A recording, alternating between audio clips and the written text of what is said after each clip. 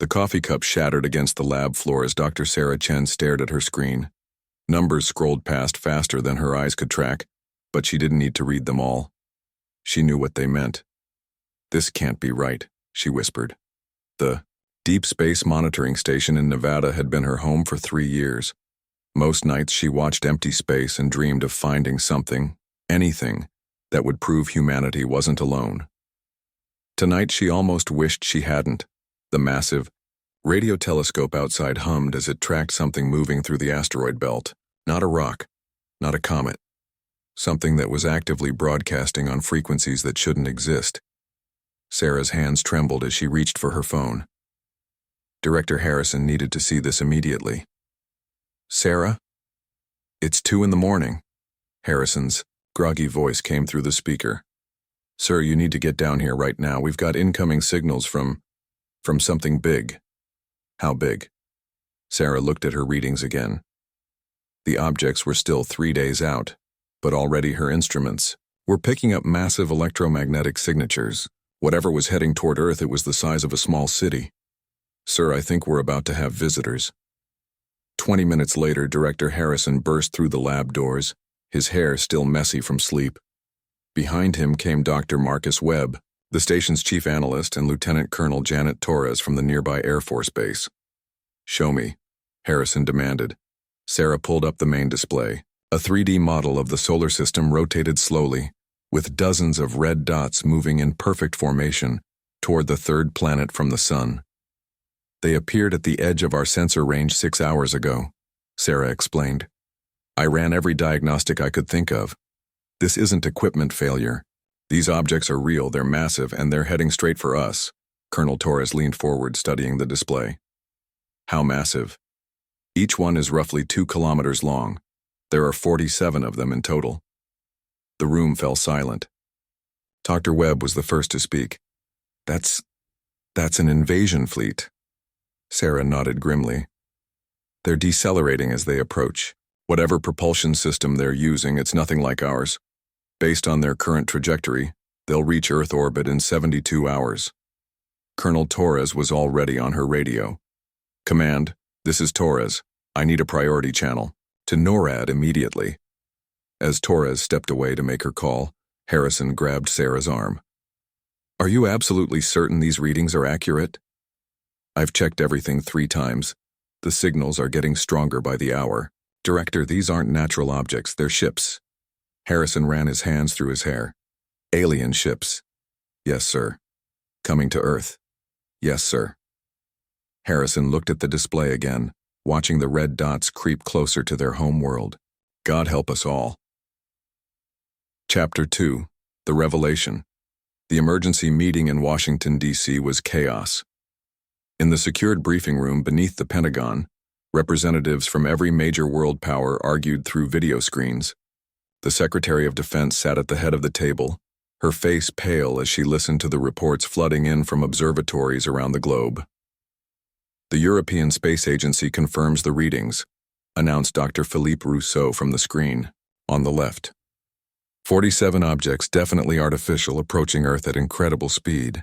General Patricia Hayes, chairman of the Joint Chiefs, leaned forward. "What kind of weapons are we looking at?" "We don't know," admitted Dr. Chen, who had been flown in from Nevada just hours earlier. "But the energy signatures we're detecting suggest technology far beyond anything we possess." President Morrison's voice came through the secure line from Air Force One. "Options. I need options, people." "Sir," General Hayes replied, "our nuclear arsenal could potentially damage these ships, but we'd need to intercept them well outside Earth's atmosphere to avoid fallout. And if we miss?" The room fell quiet. Dr. James Liu, head of NASA's Extraterrestrial Contact Division, cleared his throat. "Mr. President, we should consider the possibility that these visitors aren't hostile." General Hayes shot him a withering, "Look, 47 warships don't suggest peaceful intentions, Doctor. We don't know they're warships, we don't know they're not." Secretary of Defense Williams raised her hand for silence. "Dr. Chen, in your professional opinion, what are we facing?" Sarah looked around the room at the faces staring at her. Military leaders, scientists, politicians, all waiting for an answer she didn't have. Based on the power signatures and formation patterns, this appears to be a coordinated military operation. The ships are maintaining perfect spacing and synchronized deceleration. This is organized, purposeful, and... She paused. Overwhelming. President Morrison's voice crackled through the speakers. Dr. Chen, bottom line. Can we stop them? Sarah met General Hayes's eyes across the table. The general's expression told her everything she needed to know about Earth's chances in a direct confrontation. No, sir. I don't believe we can. The silence that followed was deafening. Then Dr. Liu spoke up again. There might be another way. All eyes turned to him.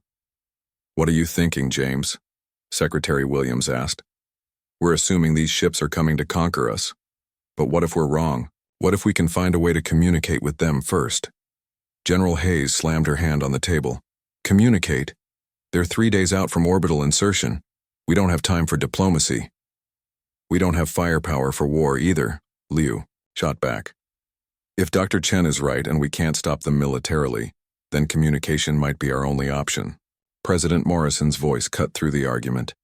Dr. Liu, what exactly are you proposing? Give me access to every radio telescope on the planet. Let me try to establish contact. And if they don't want to talk? Liu looked directly at the camera connecting him to the president. Then at least we'll die knowing we tried.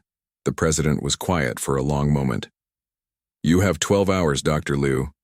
After that, we implement military protocols. Thank you, sir. As the meeting disbanded, Sarah caught Dr. Liu in the hallway. James, do you really think this will work? He stopped and turned to face her. Sarah, in my entire career I've dreamed of this moment. First contact with an alien civilization. I just never imagined it would happen like this. That's not what I asked. Liu sighed. Honestly, no. I don't think it will work. But I'd rather spend humanity's last days trying to communicate than preparing for a war we can't win. Sarah nodded. What do you need from me? Everything you can tell me about those ships. If I'm going to talk to them, I need to understand what we're dealing with. James? Yes? What if they're not here to conquer us? What if they're here for something worse? Liu paused at the elevator. What could be worse than conquest? Sarah thought about the readings she'd been studying, the massive energy signatures, the perfect military formation. Extermination. The elevator doors closed, leaving Sarah alone in the hallway with a terrible certainty growing in her chest. Humanity was about to face something it had never encountered before, and they were completely unprepared. But as she walked back toward the briefing room, another thought struck her, one that made her blood run cold. What if the aliens weren't unprepared for humanity? What if they knew exactly what they were walking into? Chapter 3. The Trap Dr. Liu's attempt at communication lasted exactly 4 hours and 17 minutes. The response came not as words, but as an electromagnetic pulse that fried every radio telescope on Earth simultaneously. Observatories from Arecibo to the Very Large Array went dark in an instant, leaving humanity blind to the approaching fleet. In the emergency bunker beneath NORAD headquarters, General Hayes stared at the tactical display showing the last known positions of the alien ships. They're jamming us, she announced to the room full of military advisors. Complete radio silence. We're flying blind now. Colonel Martinez, the base commander, pointed to the screen. Last telemetry showed them decelerating into high Earth orbit. They'll be in position within 18 hours. Weapons status? All. Nuclear-capable submarines are in position. ICBMs are armed and ready. We have fighter squadrons scrambled across 3 continents. General Hayes nodded grimly.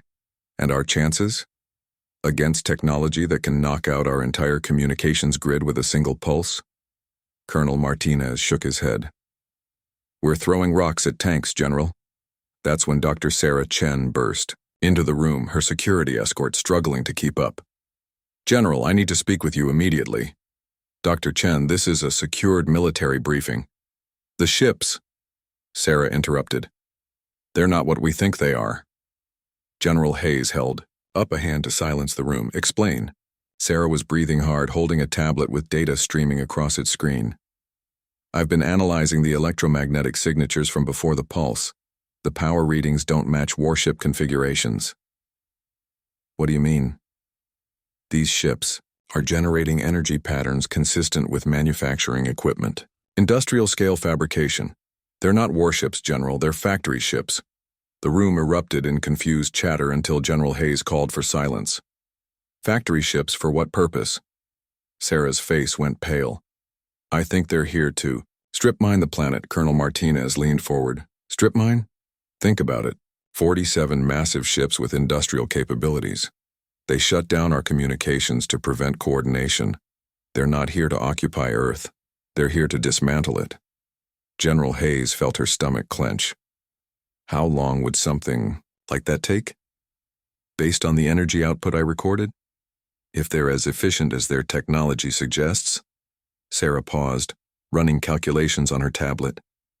Maybe 6 months to reduce the entire planet to raw materials. The room fell dead, silent. General, Colonel Martinez said quietly. What are your orders? Before Hayes could respond, alarms began blaring throughout the facility.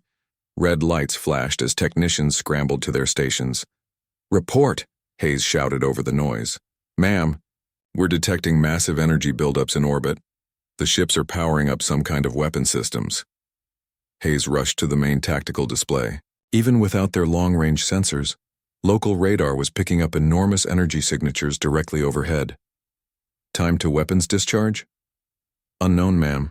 The energy patterns are unlike anything in our databases. Sarah grabbed the general's arm. General, if I'm right about the strip mining, they'll start with population centers.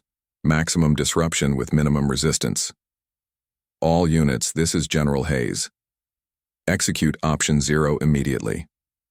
All nuclear assets are authorized for immediate launch. Target coordinates as previously briefed. As military personnel rushed to carry out the order, Sarah stared at the display showing Earth's last-ditch nuclear response racing toward orbit. General, what if we're wrong? What if they're not hostile? Hayes looked at her with tired eyes. Dr. Chen, in about 30 minutes, we're going to find out if humanity's final act is murder or suicide. Either way, I'd rather die fighting. The nuclear missiles streaked upward through Earth's atmosphere, carrying humanity's desperate hope that superior firepower could overcome superior technology. But as the warheads approached their targets, something unexpected happened. The alien ships began broadcasting again, not to Earth, to something else, something that had been waiting. Chapter 4. The Real Enemy. The nuclear warheads never reached their targets. In the NORAD command center, General Hayes watched in disbelief as their missiles simply stopped. One by one, the ICBMs hung motionless in space, their engines dead, their nuclear payloads inert. What the hell is happening up there? She demanded.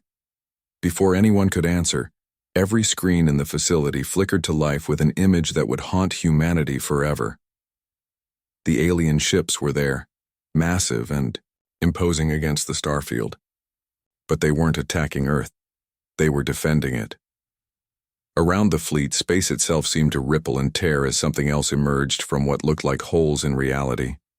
Ships that were wrong in every way. Not built, but grown. Not machines, but living things with metal shells and pulsing organic cores. Dr. Sarah Chen stared at the display in horror. Those aren't the same ships we detected coming from the asteroid belt. What are they?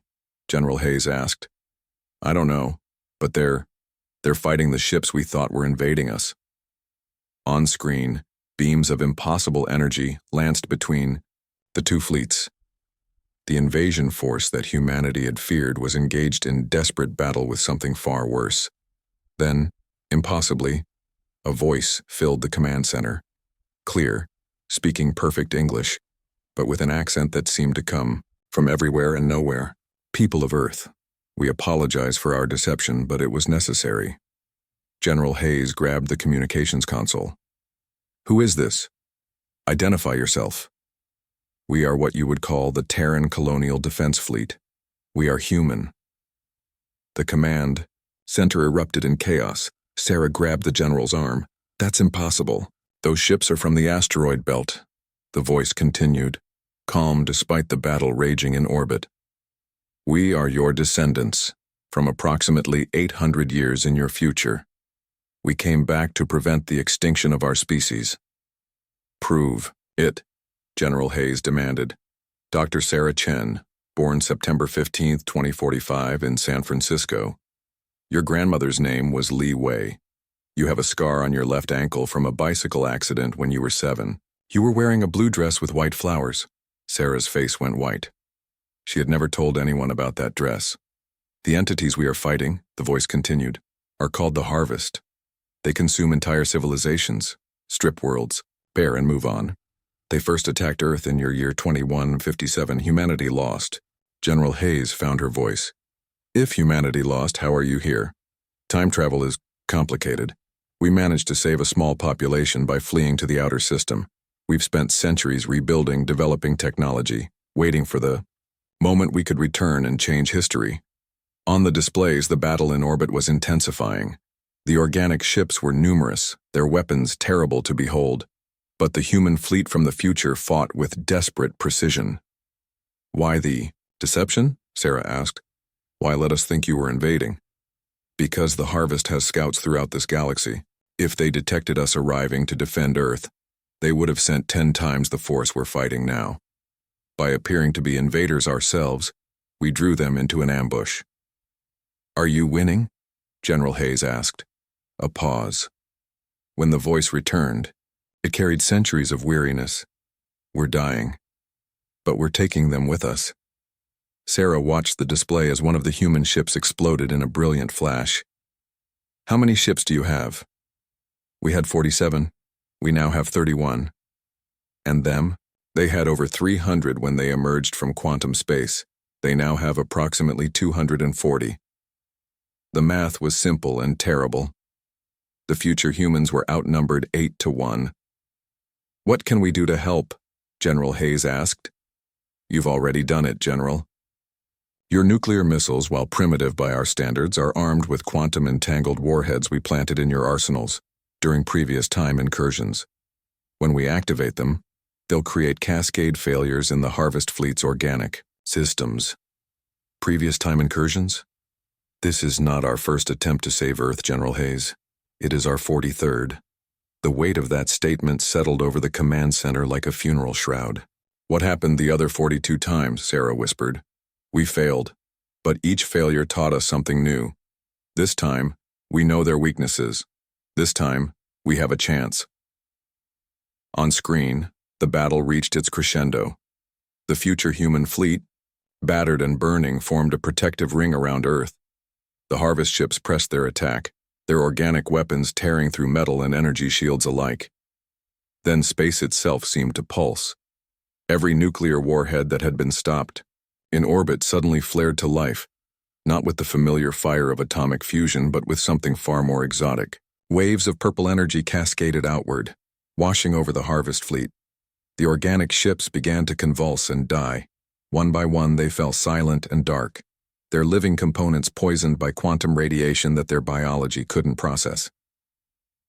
When the light faded, only 17 human ships remained functional in orbit. Is it over? General Hayes asked. This wave is over, but the Harvest will return. They always return. How long do we have? Based on our previous experiences, approximately 40 years. You must use that time to prepare. Prepare how? We're transmitting our complete technological database to your computers now. You'll need to advance your science by centuries in just 4 decades. It should be challenging. Sarah looked at the data streaming onto her tablet. Faster than light travel, quantum weapons, time manipulation, technologies that redefined what was possible. Will you stay to help us? She asked. We cannot. Our presence here has already created temporal paradoxes that must be resolved. We will return to our own time and wait to see if history has changed. And if it hasn't, then we'll try again. We'll keep trying until we get it right. General Hayes stood up straighter, feeling the weight of humanity's future settling on her shoulders. What's the first thing we need to do? Build ships, General. lots of ships. And prepare your people for the truth. Humanity is not alone in the universe, and most of our neighbors want us dead.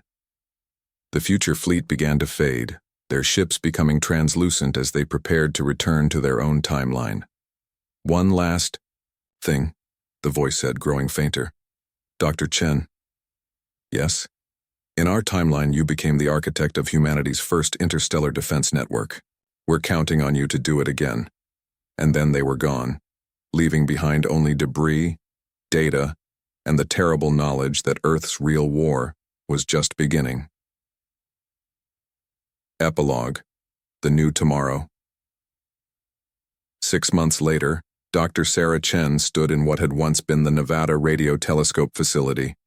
Now it was the headquarters of the Terran Defense Initiative, humanity's crash program to prepare for the return of the harvest.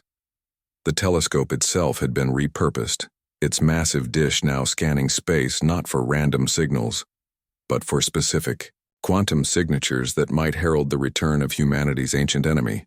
Ma'am? Lieutenant Morrison approached with a data pad.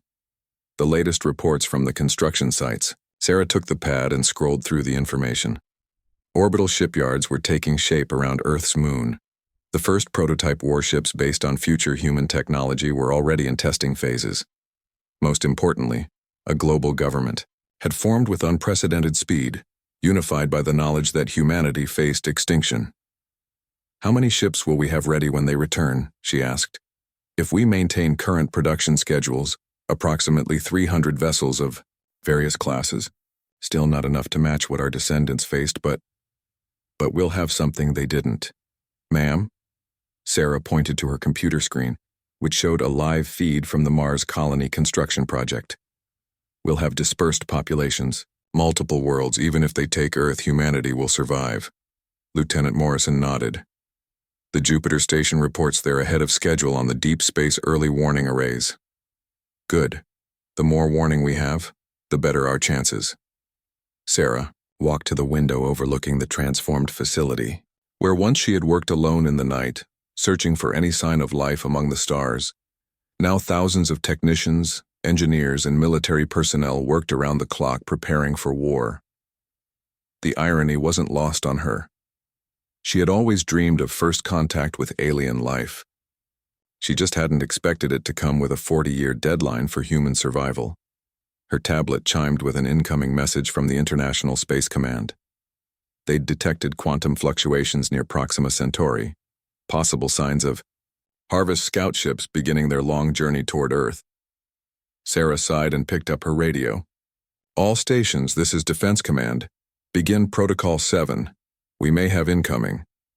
As alarms began to sound throughout the facility, Sarah allowed herself one moment to remember that night 6 months ago when her biggest worry had been finding any sign of life in the universe.